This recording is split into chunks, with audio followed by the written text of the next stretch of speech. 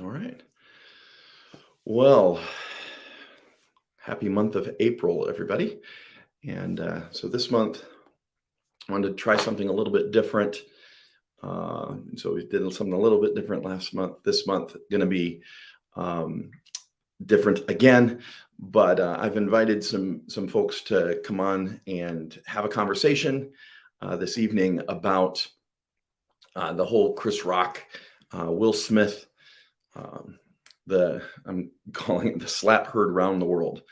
I think there's a lot of interesting things in this story that we can talk about beyond just the basic surface level things that I think is going to give us some things to think about in terms of the dynamic that we have between uh, male, female, husband, wife. There's a lot of fun topics that we can cover, but I thought it would be fun to invite some folks to come on and and look at that. And so what I wanted to do is just start with I'm not really interested in saying, Will Smith is bad, Chris Rock is bad, Jada Smith is bad. That debate can be had, and that talk can be had elsewhere. I'm really interested in the cultural reactions to this event, what happened, why it happened, and maybe some of those other kinds of aspects that the relationship aspects that are going on there. And then also the real variety of mixed social signals that we get with respect to this kind of thing. Um, and so as I'm processing through it, as I'm watching it, and there's like this whole mixed realm of information that I have just personally. So while we're waiting for folks to show up, um, I thought I would just share with you just a little bit of my own initial thoughts. I had a friend who made a post, and I thought it resonated so well with me that I would share kind of my take on it in the spirit of his post. And what he said was, "I know what it's like to be made fun of and to feel bad about it, and have something about me that I can't change that I feel bad about. So I identify with Jada Smith, and I know what it's like to be upset that someone has attacked someone I love and to want to do something about it. And so I can identify with Will Smith. I know what it's like to say something and put my foot in my mouth and wish I hadn't said it and then realize that I'd hurt somebody and not know what to do with it. And so I can identify with Chris Rock. I've experienced the consequences of opening my mouth and putting my foot in it. I've also experienced the consequences of doing things that I probably shouldn't have done in the moment when I wasn't really thinking clearly. And so it's like all around this, there's little pieces of this that I think it's important for us to be able to acknowledge where we do identify, where we do say, you know, I know what a lot of this feels like in my life. I know what it's like to be accused. I know what it's like to feel that without making a judgment call initially. All of this is very common to the human experience. So the emotions and the circumstances are very similar. And when we engage in those things, we end up with a more empathetic interpretation of this circumstance. So what is hard for me to watch is that there is a decided effort to try to pick sides. Did who was right, who was wrong, what should happen, and that kind of go get them kind of thing, regardless of what somebody's take is. I'm really interested in how society as a whole has reacted to this, and then looking at that for what is actually being said, and how do we interpret all of this, and maybe to move some things forward and do better.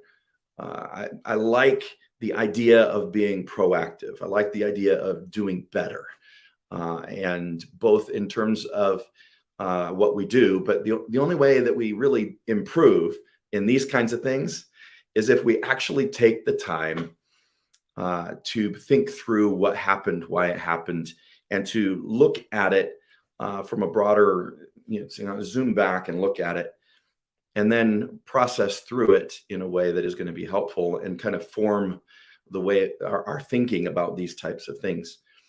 And so it's a very interesting thing for me because, as I said, in each part of these things, there's a piece of me that identifies with that person. And I think it starts there with a level of honesty that says, there's something in this. So what I thought I would do is just kind of start out with just commenting on a few things. And I just want to go back to kind of the event here. And let's see, I'm going to add this up here. Yeah, there we are. So this is the event. So let's take a look and see here what we're looking at. You know who's got the hardest job tonight? Javier Bardem and his wife are both nominated. Now, if she loses, he can't win. All right, so I'd like to talk about that part of the joke here. So these two here, one wins, the other one can't, and we all laugh. Wonder why. There is a narrative here in the humor that pits husband against wife. Why, if she loses, can he not win? Why is that a thing? He's going to be in the doghouse because of something outside of his control. Why that? It's a very, very strange way of looking at it. And of course, part of what humor does is humor, when it hits because it's funny. It hits on something true. The best humor hits on some piece of reality that is true. That becomes really, really important for us if we're going to really understand what's going on. What is true? Well, I mean, I've been in the doghouse. Other people have been in the doghouse with various people. And we can we have that. And how do we handle those things? And I think sometimes we tend to miss that. So we got, let's see, just got Sarah McDougall came in. Let's bring her in here. Hey, Sarah. Hey, Tom. Let me see here. Let me go. It's great to have you here. I've been just kind of, I've been starting on this. Yeah, sorry. And in this video, one of the things that I kind of took, I was looking at it saying, hey, this initial joke with this couple here, I found very off-putting. It wasn't funny to me. And while it strikes at something that is assumed as true, like being in the doghouse kind of thing, right, the idea that somebody would be in the doghouse over winning or losing really just flies in the face of a supportive relationship between a husband and wife. And so I think there's something in that really just kind of sits in my craw a little bit. Did you ever see that part of the video? I don't think I went back and saw that exact, that prior joke. I read about it, but I didn't see it delivered. Here, let me play it again. Okay. And then you can kind of come in on it here. Let's play that. Hardest job tonight. Javier Bardem and his wife are both nominated. Now, if she loses, he can't win.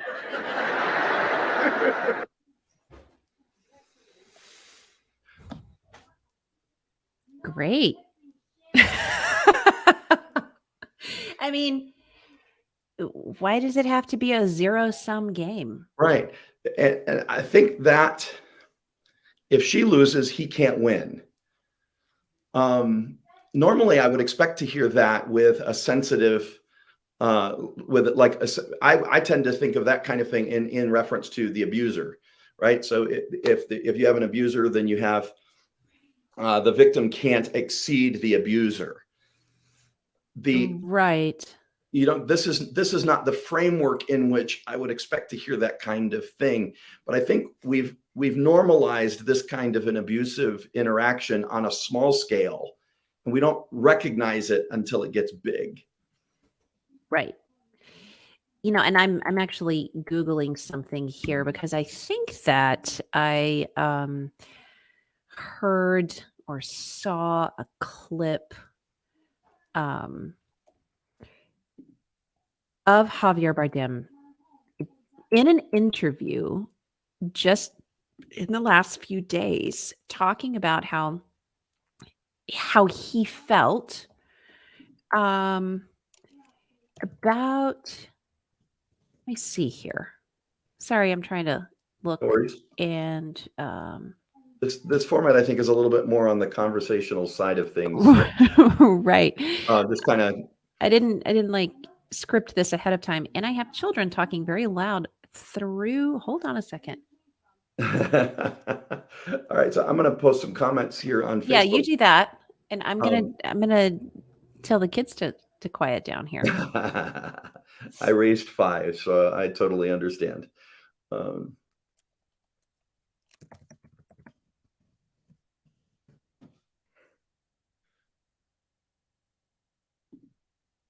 right.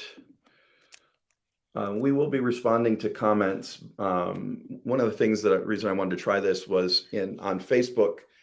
It's easier with using StreamYard. So this is a new platform for me.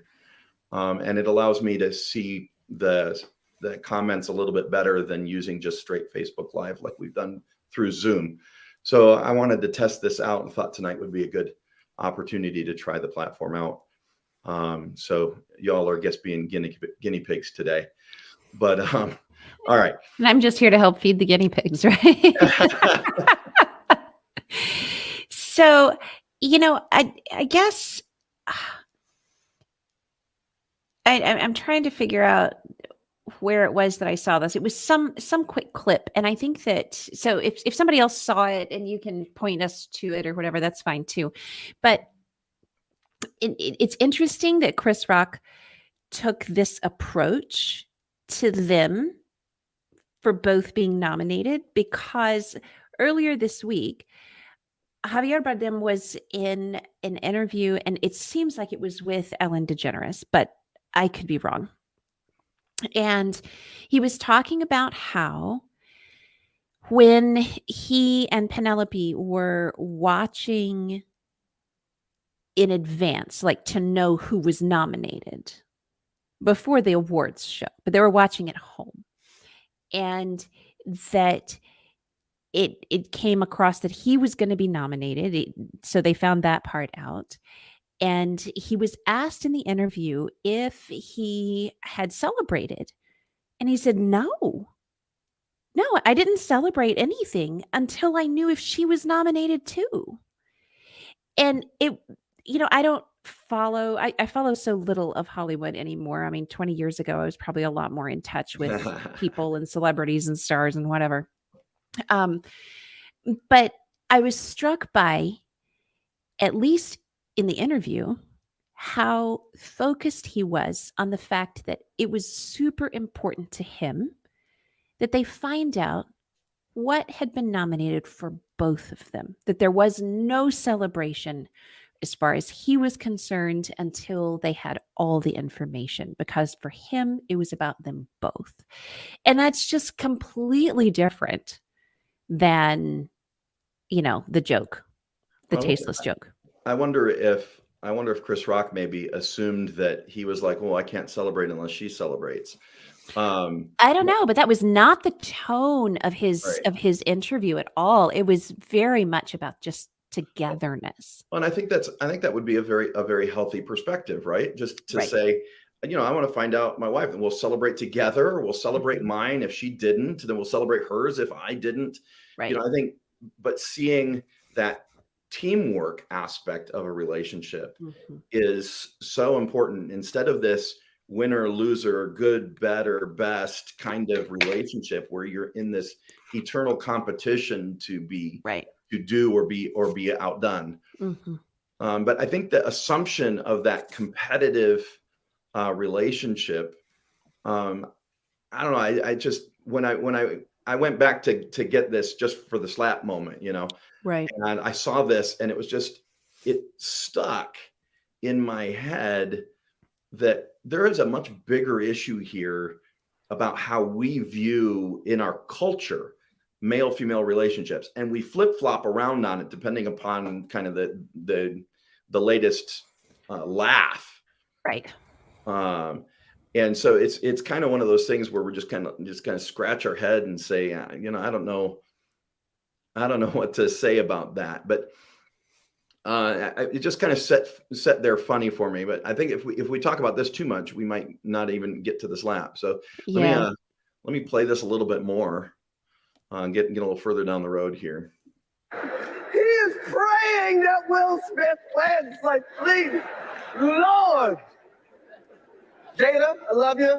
G.I. Jane 2, can't wait to see it. All right? So That's the initial reaction. that's the initial reaction. Yeah. It's funny. And the crowd does not respond quite so well. Right? Everybody's laughing, except it's kind of like that nervous laughter that you laugh when you're supposed to laugh. Right. But, and you can actually see it first happen on Jada's face. Mhm. Right there. Yep. Where all of a sudden it dawns on her, at least what it looks like to me is it dawns on her Mhm. that the joke was about her hair. Right. And the audience response is tepid, but still it's funny. And I don't think anybody here is thinking alopecia, right? Right. I think everybody here is thinking she's bald. G.I. Jane is bald. Ha ha. Yeah. I mean, she looks pretty badass, if you want to say it. Yeah. Like G.I. Jane kind of thing. Yeah. So she's got that kind of look, right? At least that's how I think the audience is generally perceiving it. They're not seeing the interaction. They're just hearing the joke. Chris Rock is funny, Right. let it go, move on. So part of it is the audience's response to me was almost as interesting as theirs. Mm-hmm. And so then we go on just a little bit further. Now you see Chris Rock, he's like, hey, it was funny, guys.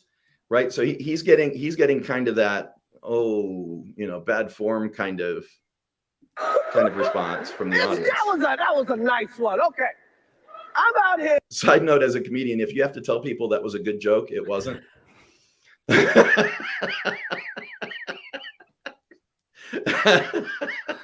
So there's that. Right. Right. And so as I'm watching through, I look at this part and I'm like, the audience is, I think, responding appropriately. And how do you define appropriately at this point? They're kind of groaning, like, "Oh man, Chris Rock, that was over the Like, line. Really? Did you have to Right. go there? Move on, get off this in a hurry." And and I'm pretty sure that even though we don't see it here, it hurts. Right. You get made fun of for something you can't fix. That hurts. There's a little twinge Right. of, eh. Now, this is where I was saying kind of at the beginning is I know what it's like to be made fun of. Mhm. I remember those times. I don't like that any more than anybody else likes it. And that response where it just, ugh. And then I know what it's like when somebody I love is made fun of, and I want to go into defense mode and do something about it. Mm-hmm. Not always wise, as we see in this case. Yeah. Oh, Richard.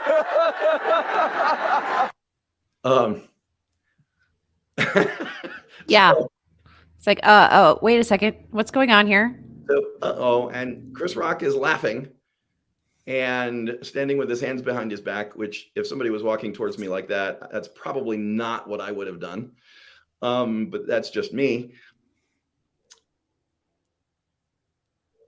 Here's an opportunity to say, I'm sorry, Will, that was bad taste. I didn't mean to do that. Maybe. I don't know. I just want to say, okay, I said some strong things earlier a few days ago about Will and his violence, which I know we're getting to, and about Chris and his super bad taste in that joke. But Tom, you and I have both been on stages, and we've both been in situations where like you're moving with the flow and the energy in the room, and maybe something doesn't land just quite right, but you haven't quite figured it out yet. At least I'm speaking for myself. And then, if somebody is like walking out, now this is like stage center here, like whoosh, right at me. But a lot of times when you're in that zone as a speaker, presenter, for Chris, a performer, like I'm thinking he's standing there like a choir boy with his hands behind his back, like he's at ease, and like, He doesn't realize that the he circumstances have hasn't changed he dramatically. hasn't registered this as a threat yet at Right. all. Yeah, and you He's can tell still by his posture that he riding hasn't. exactly. So Yeah. I mean, either it was a scripted stunt, I or which I I mean, doubt. I'm not saying it was. I'm just saying, Yeah. hey, some people have been like, "Well, was this staged? Like what?" Um, Or he's just completely still riding that previous laughter high, and he hasn't switched gears yet. Right. So yeah, and boy, I'm telling you, when you're on stage, you get kind of a tunnel vision with what you're doing if you're not Exactly. careful. And it's really easy to miss something that happens. And the truth is, I mean, a little bit, I think that from a comedian standpoint, you get good at handling hecklers, right? So this is a little bit Right. different than a heckler. Um, Yeah. We've had where I've been speaking and I've been doing a conference and at the same time been in an area to deal with a particular abuse case. We've Mhm. actually had circumstances like that where I'm getting heckled by Mhm. somebody in the middle of a conference. And so how you handle those kinds of things in that moment when there's a point of conflict, um, boy, that's a hard thing to do. So I hate to Right. really do too much second guessing. Um, when those kinds of things happen, I just feel like Chris Rock is trying to say, haha, this is funny. Uh-oh. Right. It's like, Right. and I really feel for Chris Rock in this moment because he's trying to recover from a joke that flopped. Yeah. And it's just about ready to go south for him. Oh, wow. Now, take a look at Will. That chin thrust. Mhm. Yeah. Yep, I did that. Not ashamed of it. I did that. That's, by the way, one of the reasons why I don't really believe this is staged. Mm. Unless, I mean, it could be planned that way, but that's a pretty authentic gesture. Right. Just a micro gesture there. But what fascinates me is Will's now postured differently as he comes back away. And Chris Rock, now stinging, has to come up with some way to diffuse this. But Right. man, my heart's out to Chris Rock at this point. It's like, what do you do now, right? You can't just have a fist fight on the stage of the Oscars. So there's no real way to respond to this. They're not exactly evenly matched either. That's true. That might be a bit of a problem for him. But still, even then, in that kind of conflict situation, it's like, wow, how do you respond to that? And then, as it goes forward, he makes a joke. Will Smith just smacked the shit out of me. And he gets a good laugh. Mm-hmm. If everything had stopped here, I'm guessing this whole thing would have been oh, it was staged, and probably Right. much ado about nothing. Right. Chris Rock diffused this in that moment, that statement. Everybody's put at ease. Even there's other video when he says this, Jada, she laughs. It's like, okay, everything's nice and even. But Will's still mad. Yeah. And this is where I think it really goes south for the whole situation. Th- Out your fucking mouth.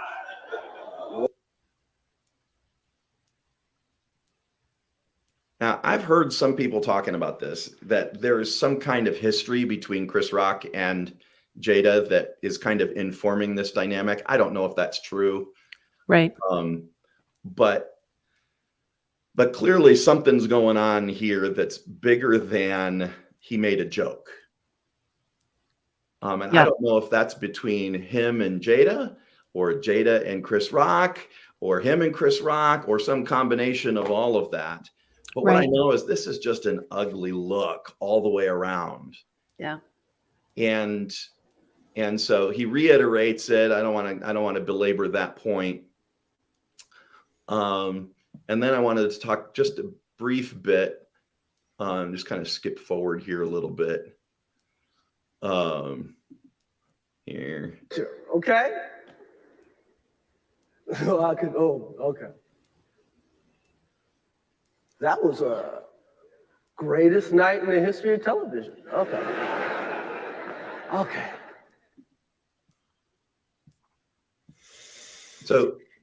So that's kind of the end of the clip. Right.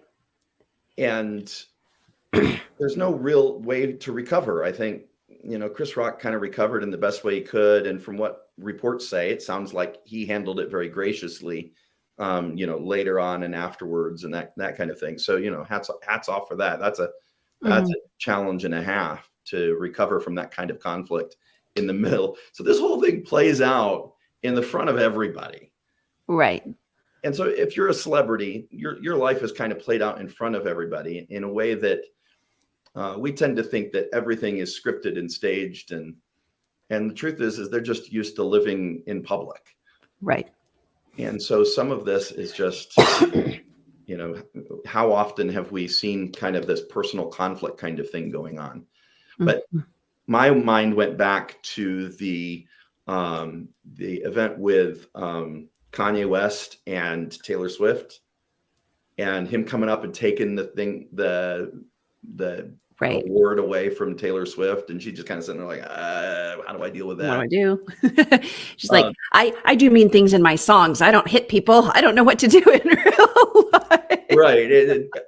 And so there's this reactive time period that everybody's going through. But the dynamic between this whole interpersonal thing between Chris Rock and Will Smith, and then the audience watching. Right.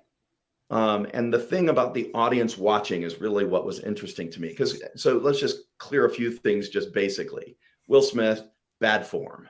You don't walk up and hit people in public. You don't even walk up and hit people in private. So that's fine in private? Come on. No, you don't just don't walk up and hit people. Let's start with that. Baseline. When the world's watching you would think there would be like this check that would say, You'd think. I might take it out back, Yeah, but they do it out in front of everybody. Strikes me as him doing something for Jada. Right. I've seen some commentary on that. That, he's sitting there laughing like we saw at the beginning, and then he sees the look on her face change. And as the camera goes back to Chris Rock, that's when we see Will come up. I haven't seen camera angles that show further footage zoomed in on Will and Jada after it panned back to, or cut back to the stage. So maybe he's going and I want to go down the speculation route. Right. I'm just saying that the footage isn't there. So there's nothing else for us to see to know what could have happened between then and when he walks up. And I know But what this feels like. So I actually was in a situation where people were publicly attacking my wife, Martha. Now, for those of you who haven't met Martha, you how would is have to that know even she's the sweetest. possible? She's the sweetest person in the world. And so to do such a thing is just like, what in the world? And Right. I know that my instinct as a husband is Mhm. to do something so that if nothing else, she knows that that's not gonna fly for me. Right. Um, and so it's this. I know what that feels like. Well, and hey, I went through cancer and lost all my hair. So if somebody had sat there when I had a health condition I could not have done anything about and mocked the fact that I had lost the hair that was like the one thing I really liked about myself physically, like I loved my hair. And and to have all of that taken away from me by a medical situation, if someone had stood on stage and roasted me for that, even if I had gone knowing it was a comedy program, that would have burned. Yeah, Now, I feel like I should throw out here. I know there's been some commentary, like just along the lines of that there is a long and layered history with Black women and hair issues and hair insults.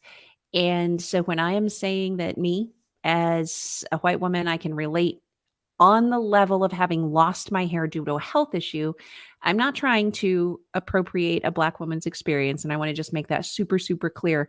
I realize that there are generations of history and layers and nuances for Black women that I cannot relate to. sure. But simply being a human with a health condition who has lost my hair, and if someone was mocking it, that's something I can get on that level. The And other, it wouldn't be kind. yeah, no, and it would hurt. But I And wouldn't so want someone to go knock somebody else's teeth in over it either.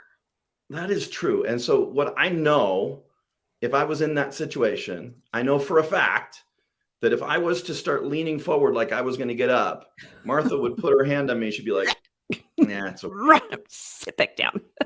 And then I would know there is no world in which she would want the embarrassment of me doing something like that on her behalf in Right. public. And if I'm loving my wife, I'm going to keep my hands to myself and I'm going to stay in my seat. So That's there's that's that. kind of that's kind of like if I'm putting myself in that situation, what would it look like between me and my wife Right. in a similar situation? What would she do? What would I do? What would it feel like?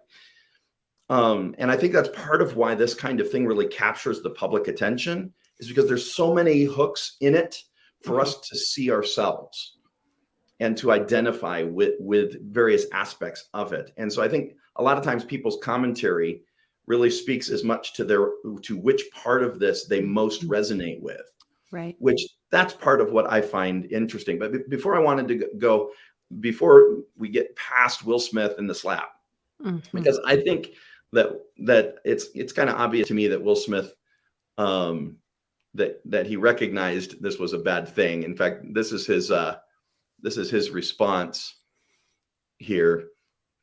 Violence in all of its forms is poisonous and destructive. My behavior at last night's Academy Awards was unacceptable and inexcusable.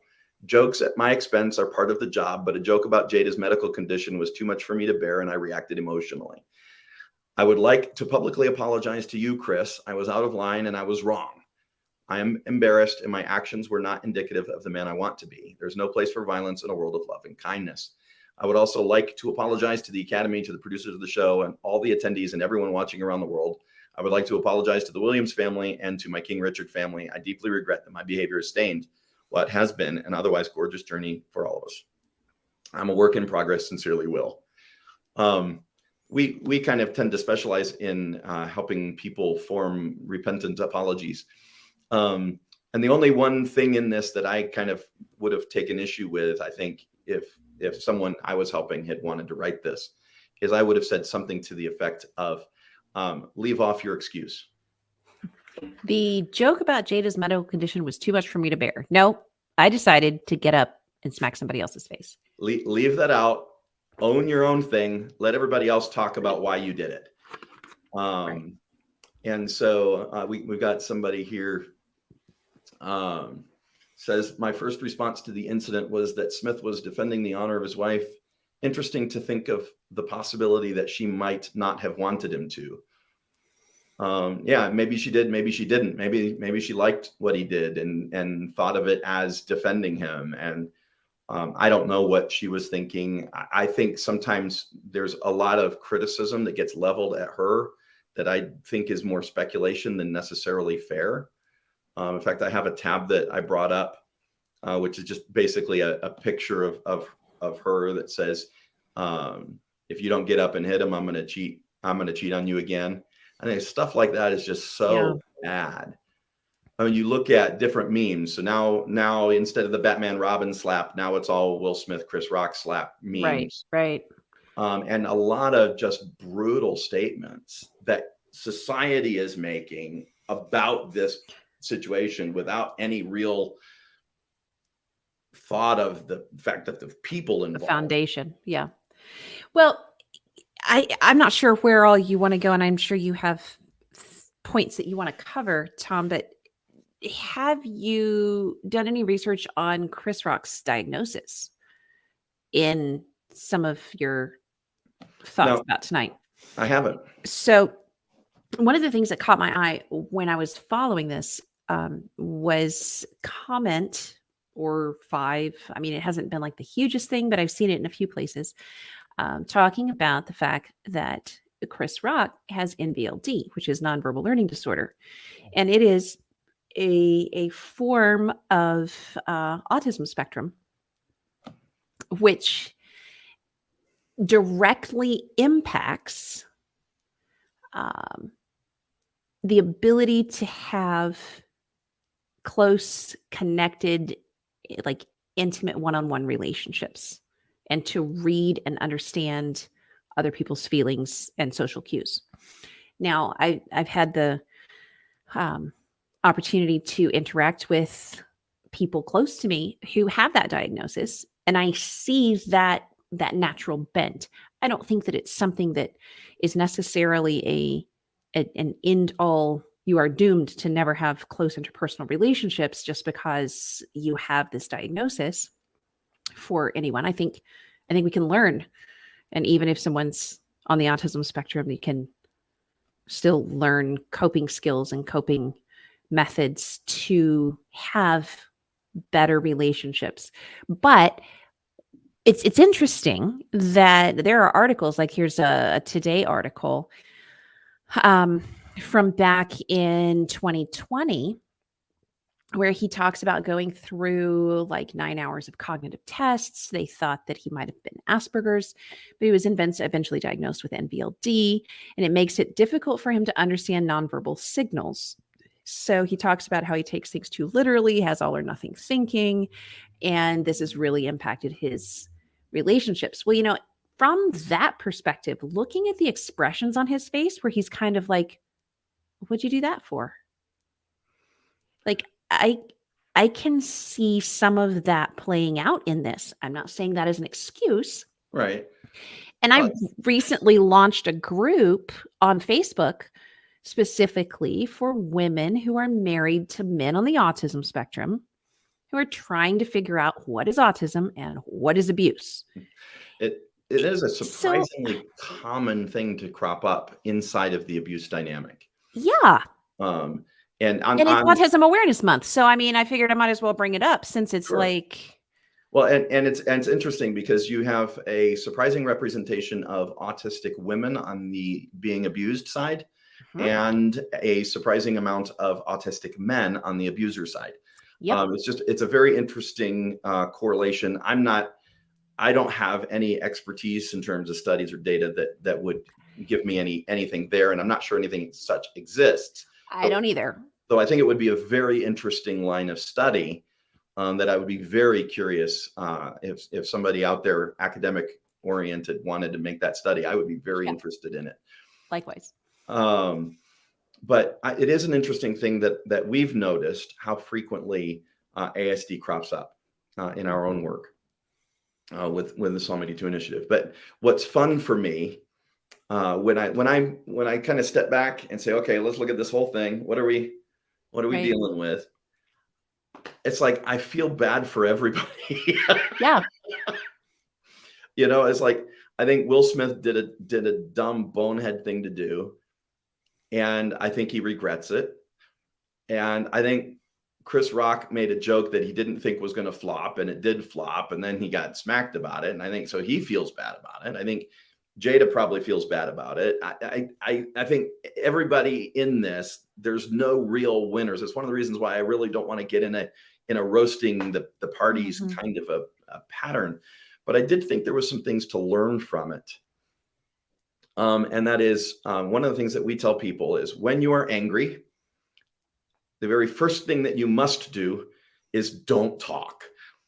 Don't say anything at all. Shut up.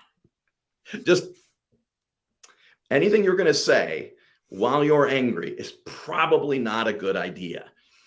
To be able to let because anger does a funny thing in our brain. It actually shuts down our cognitive processing, sticks us into instinct mode, and then we're in act react kind of thing, just like will act react kind of mode. And the moment we get kicked into that, Right. make decisions that are not necessarily going to be to our benefit. And this is true on all sides of just the human experience. Is anger just makes you stupid. And the more angry you are, the more likely you are to make bad choices. And so it's like all across this, I can see that playing out. And then the second thing that I tell people when they're angry is the first thing that you have to do is don't close your mouth, or is close your mouth. Don't say anything. The second thing is withdraw. When someone else is angry, back up. Don't press into it. Right. Because anger is not reasonable. It's there because that person has just shut off their cognitive thinking. It's time to stop trying to reason, back away, diffuse. Say, sorry, but hey, So just as a good rule of thumb, those two actions are always appropriate in anger. When we're dealing with abuse, one of the problems is that an abuse victim cannot withdraw. And so they're stuck. When the abuser is angry, they cannot safely do those two things. They can't shut up and they can't withdraw. And so it creates this huge problem. The abuser will just keep picking and picking and picking at them until they get a reaction, and they'll be like, "Ha! See?" Yeah. So if you stay very calm and collected and try to not engage, then it's like, oh, you don't care. Right. You just don't care. Or you just sound really creepy. Why is your voice so calm like that? Or, any number of things, until you explode in frustration, you've been worn down. Yeah. And so that's where the withdrawal part requires help. If you look up the gray rock method, that gray rock method is the whole, how do you handle when somebody is unreasonably angry? It's after then that moment has passed, then the time is to stop and say, okay, now I can evaluate it. What did I do? What happened? Is there something that I should own? Did I do something in that? Right. And so what is that I would then be learning, doing in that whole experience, right? So how do I respond? Is there something I can address? Is there something I can own? And then on both sides, if you were the angry one, you can do that. If you were the one who was the receiver of the anger, you can do the same thing. And that's where I thought in all of this, the person who comes out the prettiest is Chris Rock.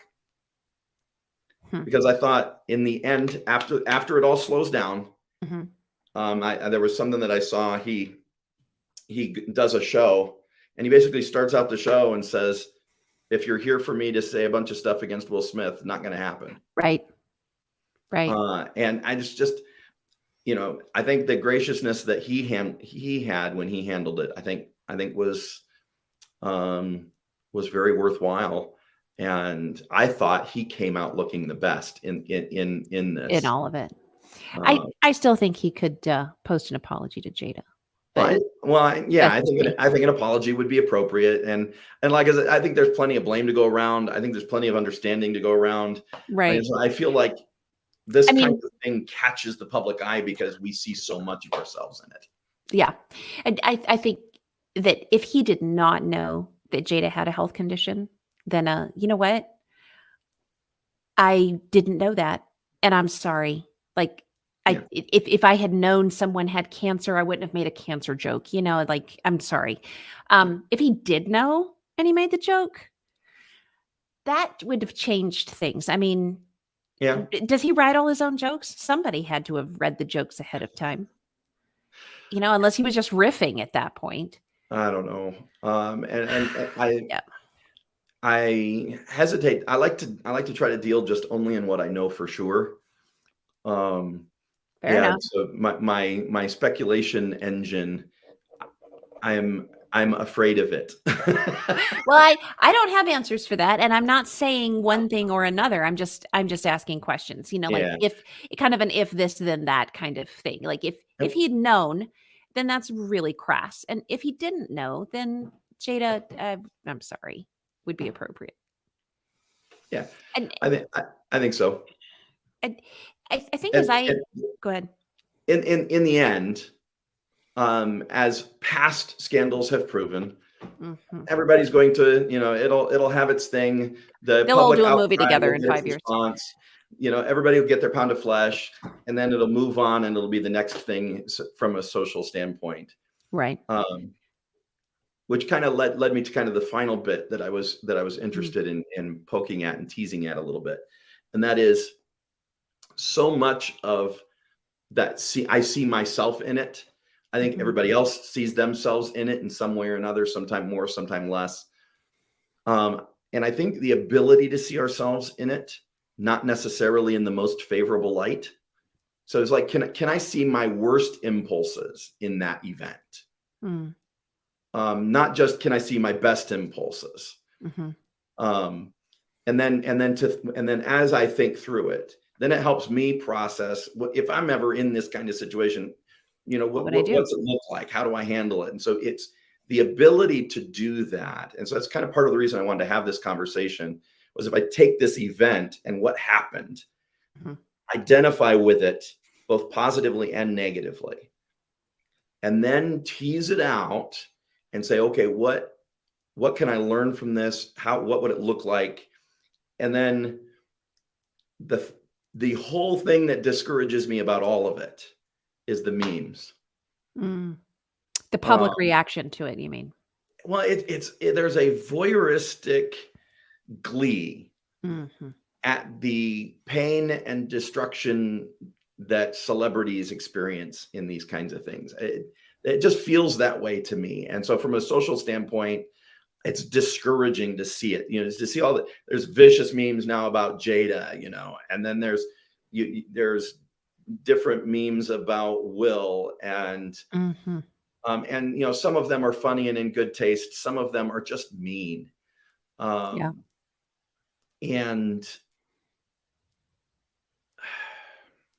I'm left looking at it saying, I think our society needs more ability to think and to kind of peel this back a little bit and think with some empathy. It's like me, when I see this, I'm thinking, kind of in my own reference, I'm like, any three of them want to come here to the refuge, and any three of them want to figure out what's going on, come down, hang out, relax, have a coffee with us, and just get away from the world and all of this Right. obnoxiousness, and we'll think through it. Yeah, that's kind of my framework whenever I see this kind of thing. Right. But I want to put something in the world that says, hey, maybe we ought to think about this in a better way, maybe as a society we can look at this and learn something from it. Maybe profit by it. Instead of just picking sides and who's the winner, who's the good one, who's the bad one, who's Right. the evil one. Let's punish the bad and exalt the good. And I think that brings me back to where I started with this as a society part. I see myself in all three of them. I see myself in the audience, because sometimes there's stuff that's funny that shouldn't be funny. Yeah. Sometimes I laugh. And we laugh before we realize the impact of even what we were laughing Yeah, at. it's like laugh and then, oh wait, hey, that was hurtful. No, I shouldn't have laughed. And I'm in that whole kind of thing. And then I also then know what it feels like to be the recipient of grace. And I know what it feels like to be the recipient of an understanding ear. Yeah. And I think if we all get on the side of that, that was the point that my friend's post made. And it was kind of the impetus for me wanting to do this, was that I thought his post was so good to draw out those I identify ideas in it. Right. I think I saw that post. Yeah. I think, as a woman, I probably think a bit differently about it. I had a different emotional reaction than a guy would. I'm curious about that. Talk about that. Well, at the beginning, I mean, I can see things in each one as well. Like in the beginning, my first thought was, dude, 2 years ago, when I had just shaved my head after chemo, if some punk person like Chris had made that kind of joke, I would be not okay with it. That would not have felt good. Right. I wouldn't go punch anybody's teeth in, because that's not how I handle things. And I wouldn't have wanted anyone else to do it either. But I would have loved it if somebody had called someone out and said, hey, that was out of line. You may not. Take it back. Or just shut it down. I mean, whatever would have been appropriate.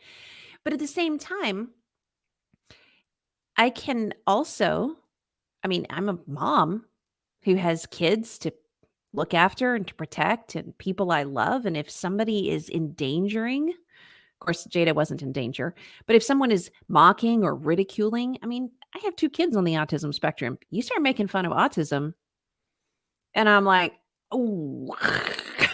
Yeah, beware the mama bear. And the mama bear comes out. You start telling me things about, just, I don't know, making light of the challenges that heroic autistic kids face.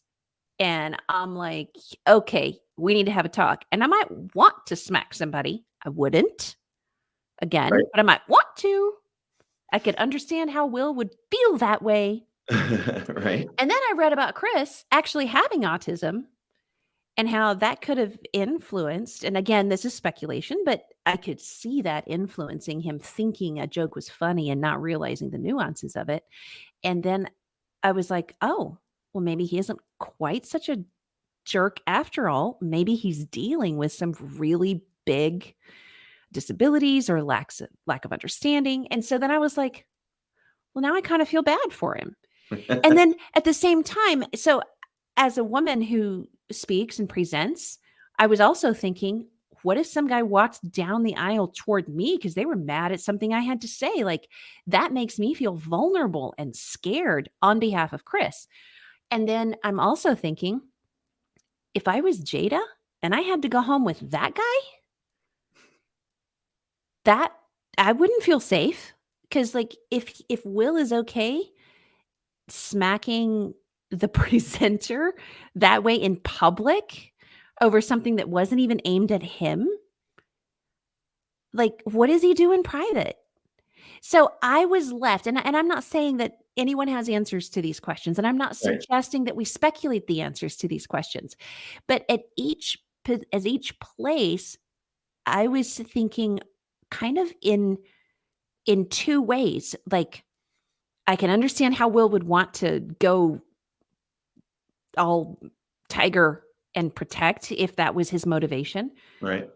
but I can also, like, if that was my husband, I wouldn't want to go home with. I wouldn't feel safe going home with him tonight Yeah, if he's got that. I mean, if I did something like that, even if Martha Martha, lock you out. Martha, she'd be like, no, that was bad, She'd call your mama is what she'd do. So yeah. I guess I just Here's something that's kind of confused me about the female reaction, public reaction, like memes and stuff, is how many women are. I understand what you said. That response for women makes sense to me, right? In my head, the one that doesn't make sense to me is the one that says, "Go get him, Will. He was just defending his woman," And I'm like, so, I mean, okay, there's probably like a split second before I thought it through when my first thought was just, oh my goodness, that was a really mean joke. And then as I started thinking about it, I was like, no, it's still unjustifiable. There yeah, is no justification for that. And I actually had to kind of think through my own process because I realized that split second of that you just described, that, oh yeah, he was like a real man who stood up for his woman. In that split second of that crossing my mind, it was rooted in very much a mindset that I have left behind as I have gotten to know God better, as I have gotten to understand mutuality better over the last 10 years. And as I've left behind the idea that, okay, and how do I even put this? But you may be able to wordsmith this better. But this idea that women are fragile and need to be protected. But at the same time, I think if you're bigger and stronger, you should protect those who aren't bigger and stronger. And so I'm not saying I don't think women need to be protected. I think good men stand up and protect those who are weaker or who are more vulnerable. right. Well, And so I that's love a bit it of a when guys principle, right? protect Power women and is children. always But for the service of the other. yes, but I also recoil at the idea that she's a helpless flower that could not handle it herself. Like, Yeah. the idea And that women need men to go around slapping other men to defend their honor comes from the core concept that the woman is defenseless and helpless and not his equal. yeah, I'm not sure the social dynamics at play there. And being not a woman, I probably should avoid too much commentary in that Yeah, direction. tell us how all the women feel, Tom. But so then just to kind of wrap all this up, because I'm trying to keep all of these conversation things down to an hour, and I think I'd like to do Oh, this. you are. You should have warned me of that. I think I'd like to do this again, invite more, maybe get some other advocates in here and talk about these kinds of what's going on in the world from an abuse advocate perspective. I really think there's some benefit to this kind of conversation for the people who are paying attention to the our respective social media pages. Right. But then when I think about this kind of as by way of wrapping up, it's what do I learn from each of these three? So from my perspective, I learn if you're Jada, maybe say, hey, it's okay, Will. It's just a joke. Let it go. I'm fine. If you're Will, then deal with it later and shut up when you're mad and keep in your place.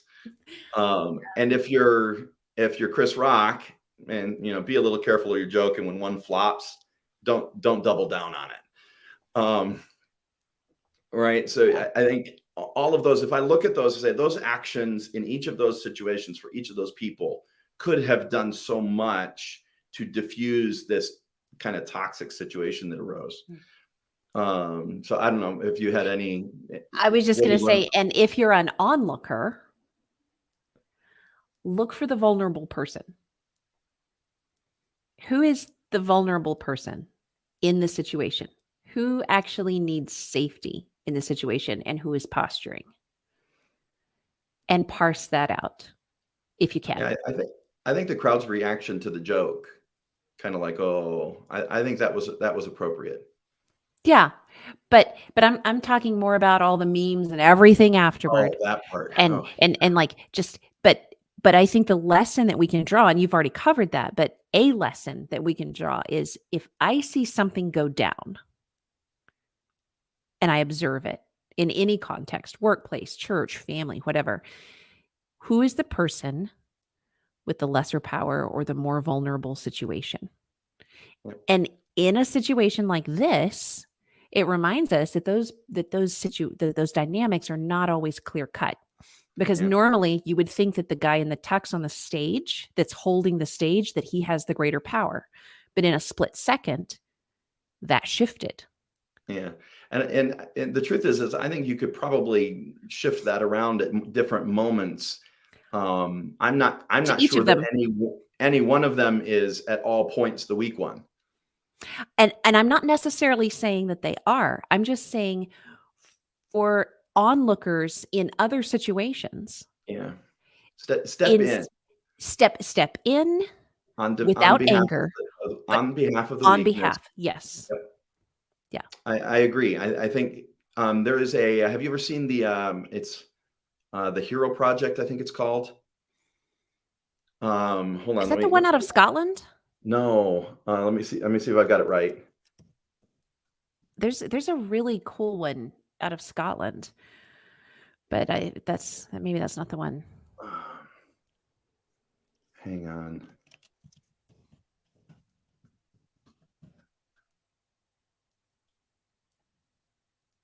It's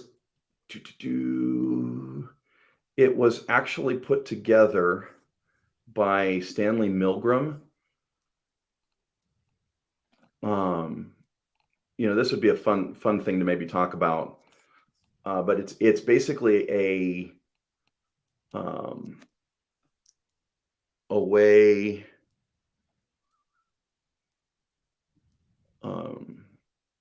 a way to teach children how to stand up and be the hero. And Tell me more. it's born out of Stanley Milgram's experiment. Do you remember that? It was Not by his name. Okay, so what happened is they put a bunch of students in a prison experiment. They gave a whole group of them power, and then the group of them were the prisoners, and then it got so bad they had to pull the plug. Yep, I do remember that. I just didn't remember his name. The backstory afterwards between Stanley Milgram, his wife, and then what they learned out of that, both about themselves and about the situation, and how to help people be the one who says no. We shouldn't be doing this. No, that's not right. Right. It's a fascinating thing. The Lucifer effect, the Milgram experiment, and Coach Brenda said the Lucifer effect. And Ted Kieski says no, Milgram was not the prison experiment. That was Philip Zimbardo. Yes, you're right. It was Zimbardo. He is correct. No worries. We have sharp audience members. That's great. That is correct. You're right, Ted. That's what happens when I go off my plans and Milgram was the guy who used fake electric shock. Milgram was the electric shock guy. Though probably not all caps is a good idea. Are you yelling at us? Please stop slapping us on social media. No, so there is those two things actually both have something interesting, but no, he is right. It's the Zimbardo one that I was thinking of. Okay. And not the Milgram experiment. It was the one it was like Stanford, I think. But sorry about the caps. That's all right, Ted. No worries. So anyway, there's like this thing that came out of that. We're teaching kids how to be the one to stand up and say no. I just think there's a lot of things that we can learn and push forward on that and say, you know, hey, maybe there's some things that we can do to be the one to interrupt the flow, to be the one that says, hang on, you know, let's direct this a different way. And the crowd we can get caught up and carried away in the crowd, but the ability to stand against that flow and say, hold on, something's wrong here. I think is something that we need more of, and to encourage that more. So that was part of my whole thing with looking at this, was to say, you know, what can we learn from this as a society and as a whole? Right. And say, all right, how do we avoid that kind of dynamic? And I think it's a tendency amongst our own kind of specialty to jump up and you know, bad people and point out the bad people and pray, you know, yay for the good people. And I think sometimes a step back and on this kind of thing, I wanted to wait to comment on it because my knee jerk was, you know, bad Will Smith, knock him down. And then my knee jerk was, you know, bad Chris Rock, knock him down. And then my knee jerk response was, hey, Jada, you should have been, you know, not so poking it at Will. And, you know, and it's just like all of this impulse for me is to like fix. Instead of just taking the time to understand. And so let's see. I see Belinda saying, Yeah. I disagree with the idea that defending your wife implies that she is defenseless. What if a woman was making fun of Will, who is the vulnerable person now? He would be the defenseless one. Well, I think there's two things to address there. So maybe I can take your point that defending your spouse doesn't necessarily mean they aren't capable of defending themselves. I would say going to blows over a joke does imply that she couldn't, you know, handle it herself a little bit. Or at least there could be that element in there. Is it guaranteed to be there? No. So there was. I don't feel like other people need to go fight all my battles for me. No, except, you know, it really is nice when somebody stands up for you. That's also true. You know, Maybe I just haven't had a whole lot of that, so I'm just used to having to go fight my own. I mean, I've been in that situation where I'm taking all kinds of heat and all kinds of hate. And if somebody stands up and says, hey, you know, maybe you ought to think about that. I know Tom better than that. Or there's some kind of thing that happens. And that is, you know, that it's not necessarily a defenseless thing. It's just nice to have people that have your back. Very true. I do think, absolutely. I do think on that. I mean, you've got a room full of people. I think somebody observed in all of my reading about this, somebody observed that in a room full of people who are experts at words, surely there was a better way to handle this.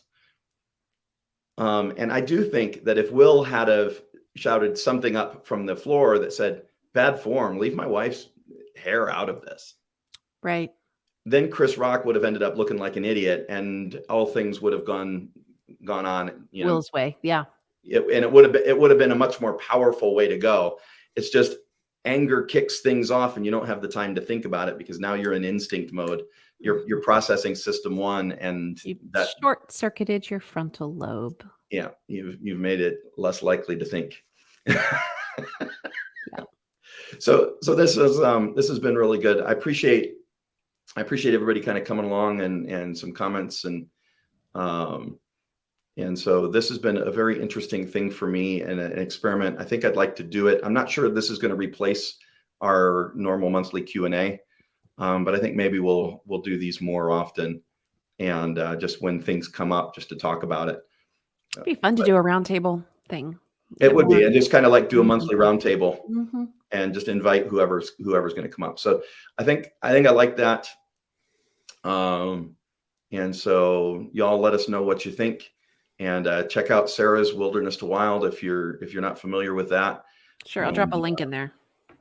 And so yeah, and you can post a link there, and then anything that we can do to be an encouragement and a blessing to y'all, that's what we're here for.